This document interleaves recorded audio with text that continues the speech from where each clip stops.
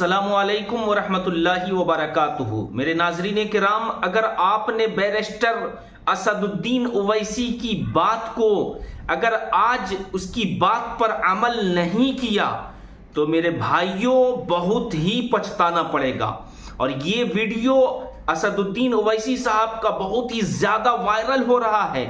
आप इसके वीडियो को जरूर देखें। सिर्फ मुसलमान ही नहीं, आदिवासी समाज के लोग, दलित समाज के लोग, ये सारे लोग इस वीडियो को देखें और जो वो कह रहे हैं उस पर अमल करने की कोशिश करें। आइए सबसे पहले वीडियो को सुनते हैं। में जो इलेक्शन कमीशन की जानिब से इंटेंसिव रिवीजन के नाम पर जो वोटर लिस्ट अब बनाई जा रही है, मैं तेलंगाना के आप तमाम लोगों से, खास तौर से भारत के गरीबों से, चाहे वो किसी मजहब से उनका ताल्लुक हो, खास तौर से मुसलमानों से, दलितों से, आदिवासियों से ये कह रहा हूं कि आप तैयार हो जाइए। अगर तेलंगाना हो या वेस्ट बंगाल हो या तमिलनाडु हो या भारत में पूरे रियासतों में इस तरह का इंटेंसिव रिवीजन करवाया जाएगा, तो मेरी आप लोगों से अपील है कि आप लोग अपना एक एक का बर्थ सर्टिफिकेट बनाइए। हाँ, जो हमारे बुजुर्गों की उम्र 70 साल के ऊपर है, उनका बर्थ सर्टिफिकेट अगर है तो बहुत अच्छा है, अगर नहीं है तो आप उनका पासपोर्ट बनाइए। आप बर्थ सर्टिफिकेट अपना बनाइए और अगर 10th क्लास की मार्कशीट है तो उसको तैयार रखिए। अगर कास्ट सर्टिफिकेट है उसको तैयार रखिए, अगर नहीं है तो बनवाइए। पासपोर्ट नहीं है तो बनवाइए, बर्थ सर्टिफिकेट नहीं है तो बनवाइए।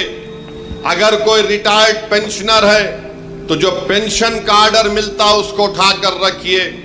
अगर आपको 2 BHK का सर्टिफिकेट मिलता है कि आपको 2 BHK दिया गया, उसको उठाकर हिफाजत से रखिए। अगर जमीन गवर्नमेंट ने आपको अलॉट की तो उसको उठाकर रखिए।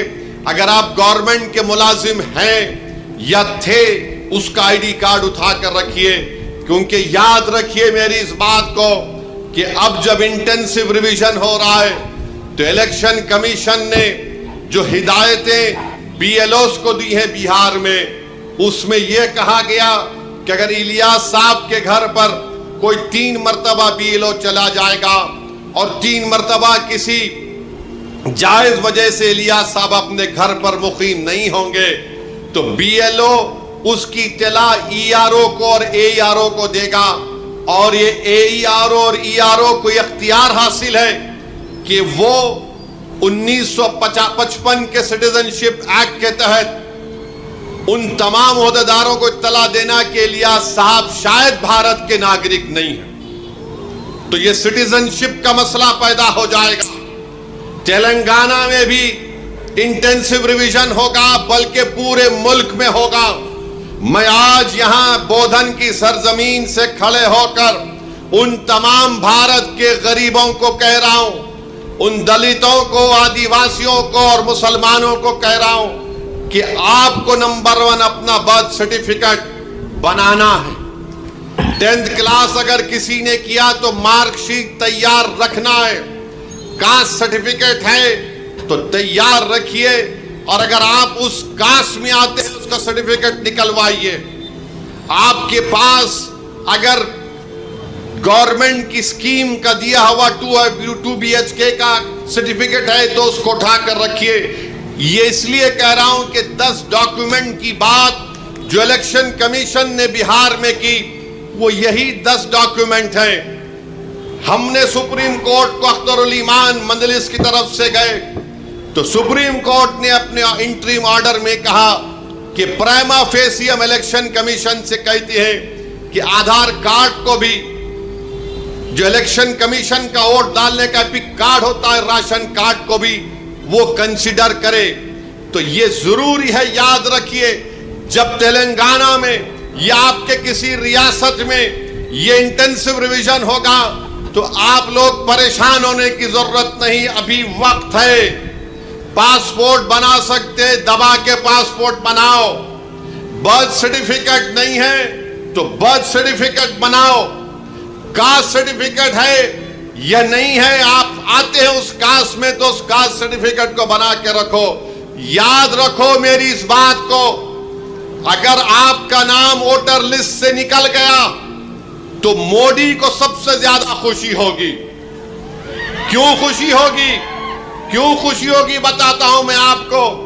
आपका नाम जब तक वोटर लिस्ट में रहा, जैसा हम अब मोदी से सवाल कर रहे हैं, बताओ गरीब गरीब क्यों होते जा रहा है और दौलतमंद क्यों हो रहा है, तो मोदी ये नहीं चाहते कि कोई उनसे सवाल करे। अगर नौजवानों तुम्हारा नाम वोटर लिस्ट से निकल गया तो तुमको इख्तियार हासिल नहीं होगा भारत के प्रधानमंत्री से पूछने के लिए कि क्यों बेरोजगारी मेरा मुकद्दर बन गया।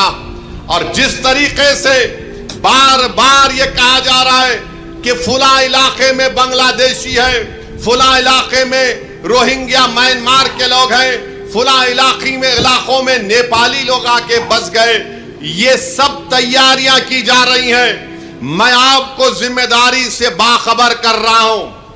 ये जज्बात में लाने के लिए, ये डराने के लिए नहीं कह रहा हूं। ऑन रिकॉर्ड कह दिया गया कि पूरे भारत में इंटेंसिव रिवीजन होगा। और तेलंगाना में जो लास्ट इंटेंसिव रिवीजन हुआ था, मेरे ख्याल से अगर मेरा हाफिजा सही है तो 2007 में या फिर 2002 में हुआ था। मगर ये चीज की तैयारी करके रखिए। मैं भी रशादी साहब से बात कर रहा था कि हमको अनकरीब में तेलंगाना में एक हमारे सदर साहब की मौजूदगी में, उनकी क़यादत में एक मीटिंग करके हम तमाम तंजीमों के जिम्मेदारों को बुलाकर हम उनसे अपील करें, बल्कि हर जुमे के खुतबे से पहले जो लोग मस्जिदों में वाज करते हैं या बयान देते हैं, मेरी आपसे भी अपील है कि आप लोगों को बाखबर करिए। ये साजिशें की जा रही हैं।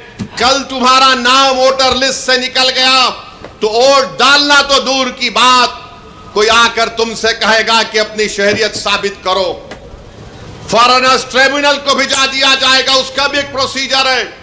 पहले एसपी बॉर्डर को बोला जाएगा, एसपी बॉर्डर लेटर लिखेगा मिनिस्ट्री होम अफेयर्स को, वहां पर 3 ऑफिसर के दस्तखत के बाद आपका मुकदमा चलेगा। यानी आप अपने रोजगार से महरूम। सबसे ज्यादा बड़ी चीज यह है कि आप अपनी इज्जत से महरूम हो जाएंगे। लोग आपको उंगली उठाकर बोलेंगे अरे इसका नाम वोटर लिस्ट से निकल गया, यह भारत का शहरी नहीं है। इसीलिए आप याद रखो, अभी से मैंने जो बात कही उस पर अमल करने की कोशिश करिए। मेरे दुश्मन बहुत हैं, मुझसे इख्तलाफ करने वालों की भी तादाद बहुत ज्यादा है, क्योंकि भारत के अगर कोई लैला है तो उसका नाम असदुद्दीन ओवैसी है। मुझसे बहुत चाहने वाले हैं, मगर उसकी परवाह मत करो। मैं तुमको बाखबर कर रहा हूं, मैं आपको बाखबर कर रहा हूं। वो तूफान आने से पहले हमको तैयारी कर लेना चाहिए। साजिश करने वाले की साजिश में उसको नाकाम करने के लिए हमको आज से तैयारी करना पड़ेगा। तो नाजरीन, अभी आपने बैरिस्टर असदुद्दीन ओवैसी की बात को गौर से सुन लिया होगा। अब आपको समझ में आ गया होगा कि हमें आपको क्या करना चाहिए। पासपोर्ट बनवा लीजिए। जी हाँ, नहीं अगर बना हुआ है तो बना के रख लीजिए, नहीं तो बहुत ही बुरा फंसने वाले हैं। या जो भी प्रूफ है, 10वीं क्लास का सर्टिफिकेट है, ये सब जो है अपने पास रख लीजिए। कब क्या हो सकता है कोई भरोसा नहीं है। तो नाजरीन, इस वीडियो को ज्यादा से ज्यादा लोगों तक शेयर करें और चैनल में पहली बार आए तो चैनल को जरूर सब्सक्राइब करें। अस्सलामु अलैकुम व रहमतुल्लाहि व बरकातुहू।